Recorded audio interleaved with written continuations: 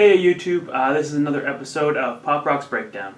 Today I'll be breaking down the album Life Cycles by The Word Alive. First off, I just want to say that I love this band and I'm super bummed that I've only got to see them once live. And I was back, I think it was back either before or at the time of the release of Empire. But anyway, yeah. Okay, so the first track is Dragon Spell. Force Roll Dog! That was a Skyrim reference for all you nerds out there. Anyways, this song starts off with a really cool electronic beat that leads to a pretty sick breakdown. This song has some really creepy sounding synth, which I really like. At around 106, the synth has like a scale that it plays like and at first I didn't really like it, but I really like it now. It's kind of different. I haven't really heard it before, so yeah. This track has some pretty solid drums. This track is totally just a throwback to Deceiver, with lines like, "I'm still the king of the world," and "Don't fuck with family." Overall, this is a good song. Second track is Wishmaster, which I always want to say Wishmaker, but it's Wishmaster.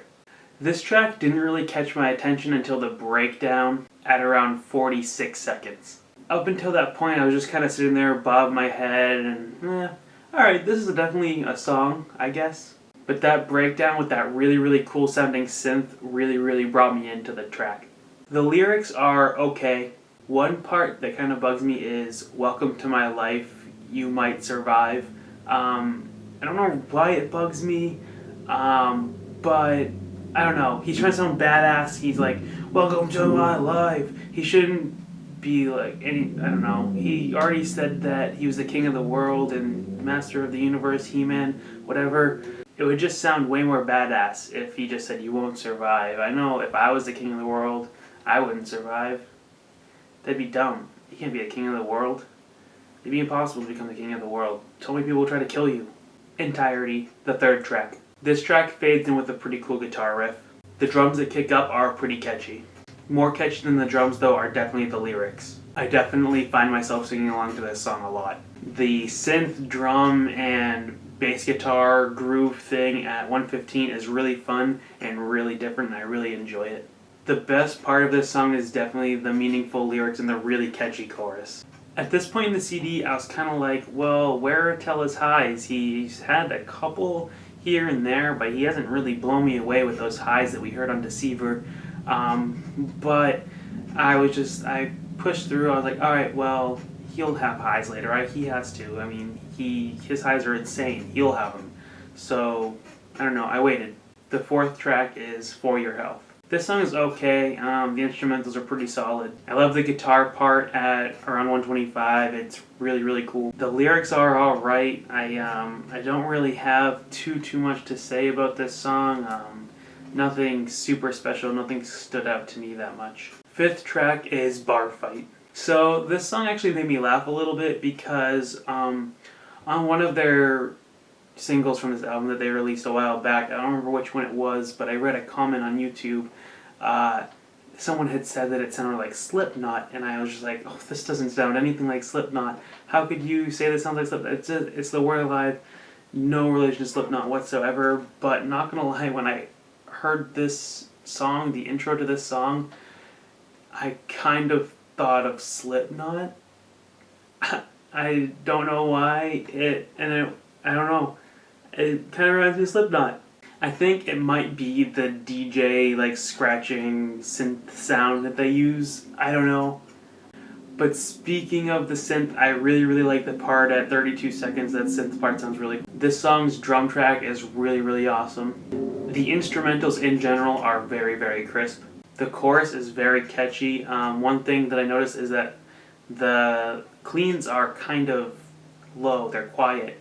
And I wish they were louder because they kind of get drowned out with all the instrumentals.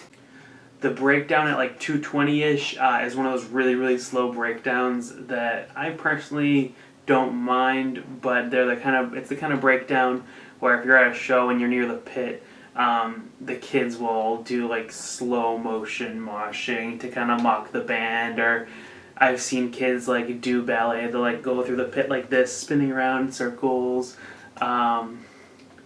just like prancing through the pit and doing stupid stuff. I don't know, because you can't really mosh to stuff this slow. It's weird, it's awkward. But still, overall, it's a really solid track. The sixth track is Life Cycles, and I'm not really going to go over it too much because it's been out for a while. I'm sure you've all heard it. Don't want to waste your time. One thing I will say is that I enjoy the drums, and there's one line in the song that kind of irks me. I'm finding out what it takes to start over. And I know it's 2 lines technically, that they're kind of doing like a start of one line, start of the second line, and then the end of both of them. I don't know. It bugs me. Pet peeve, not pet peeve, it just bugs me. Don't yell at me. Was something that I didn't really like. But overall, it's a really good track, and I really like the instrumentals. Evolution is the 7th track of the album, and it starts off with this really like Lord of the Rings sounding shit. Then it picks up with a really sweet breakdown and some highs from Tello that I was waiting for earlier. One thing I've noticed is that I think that touring has kind of had its tolls on Tello's screams. His cleans are sounding good still, but you can tell his screams are really sounding kind of coarse, harsh. His highs are almost sound like he's straining, or it hurts or something. Nonetheless, they're still pretty brutal. The guitar part for this track is crisp as hell through the entire song. I really enjoyed it. I really enjoyed the entire song, actually. The lyrics, the guitar, the drums, the synth, I loved it all. And at 142, I really, really liked the guitar riff they used. There's so much about this song that I really enjoyed, so I'm just going to go ahead and say, go listen to it and you'll love it. It's probably one of my favorite tracks on the entire album. 8th track, Hidden Lakes. This track starts off with a really unique drum and guitar part. This is another track that I really enjoyed the guitar part to, and the drums are right up there with the guitar. The lyrics are good. The breakdown at 225-ish is kind of generic, but what are you going to do? It's hard to make a breakdown. It's hard to make a unique breakdown, so I'm not going to really put it against the word alive. Ambitionary is the next track. I don't know if I said that right. I don't think it's a real word. I'm pretty sure it's not. Whatever. This is another track that starts off kind of unique, and overall is another pretty solid track. I really, really, really liked how the guitars mimicked the synth part. The lyrics are good. The instrumentals are great. Starting at 153, there's a really cool piano part that sounds really cool with the breakdown that picks up. Oh, so I just found this in the pamphlet. Here, I'll take it out. In the pamphlet, I noticed that it's not a big deal. I'm just picky with this kind of stuff. It says that Ambitionary is number 10. Here, I'll roll over to you guys and see if I can let you see it. Ambitionary. Focus, camera.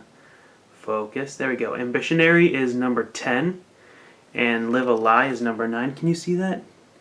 Where am I? Here, I don't know. It's there. You look at your own pamphlet. You don't even look at mine.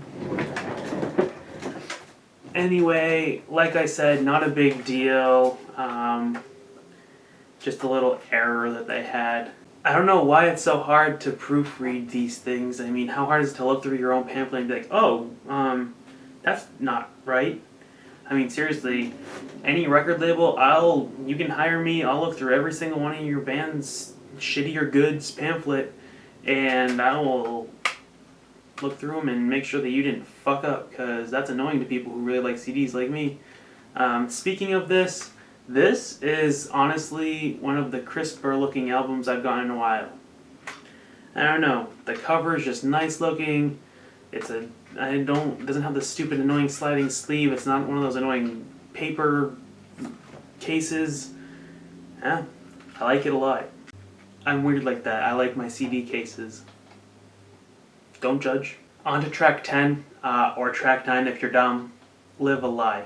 This track starts off with a really cool guitar riff and some kind of generic drum hits, whatever. And they kind of get a little bit repetitive, but it's not a huge deal, I guess. Overall, the guitar is really solid, the drums are pretty good, and the lyrics are also good. I really enjoyed the mellow, slower part at 2/3 of the way through the song, roughly. It was a really nice transition. It was a really cool sound. It was a nice break from the heavy, so I enjoyed it.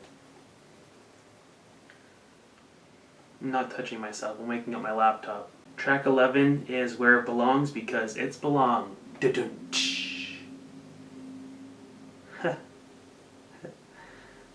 was really lame. Anyway, this song starts off pretty damn nasty.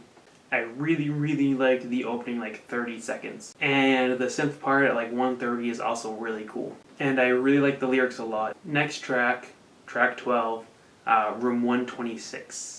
This song starts off with a really cool guitar riff and some really nice double bass and tom work on the drums. This song has a really cool like two-steppy feel part at around 1:30 that I thought was kind of different for the Word Alive, and I really liked it. Followed by that two-steppy part is a really sick guitar solo that I wish lasted longer. Put like a 5-minute guitar solo in a song. Who cares? I don't know. I would like 5 minutes of guitar solo and 3 minutes of the rest of the song. So like an 8-minute song. I dig it. Last track is a quiet track. Astroplane is the title of it, by the way. It's quiet, it's mellow, it's like synthy, electronic-y, kind of different sound than the rest of the album. It does get a little heavier. I don't like the transition to the heavier part though. It's like, it's weird. Don't really like it. Could have done something different. Maybe would have liked it more. I don't know. I feel like they were really trying to make like an emotional song for the end of their CD, but the lyrics were kind of okay, not great, and the vocals weren't emotional enough to really catch me or get me trapped in that emotion they were trying to put across. So it's kind of an ineffective end of the CD, in my opinion. The overview. So this is overall a good album. The instrumentals are great, and there are definitely some really solid tracks on it, and the lyrics are overall pretty good. And the price for this 13-track album is pretty hard to beat. I got mine for $10. That's less than $1 a track. You're not going to be disappointed at all. Okay, so I told myself that I'm going to start doing ratings at the end of videos. So if I was going to have to rate this album out of 10, I'd probably give it like a 7.5. Yeah, 7.5 out of 10. Yeah, that's what I'd give it. It was an overall good album. Just there wasn't any songs that like really hit hard that I absolutely dropped dead and loved. So it was just missing something special. It was a good metal album, I guess. So if there was a couple songs that really stuck out that I really liked that turned out to be one of my favorite Word Alive songs, then maybe I would have given it like a 9 or higher than a 7.5. It was a good CD, just nothing special. But I think that the more I listen to it, which I will definitely do, the more I'm going to like it, so it'll probably end up being at like an 8 out of 10. Anyways, thanks for watching, guys. Comment down below, tell me what you think of the album. Like this video, subscribe to my channel, blah blah blah blah. Bye.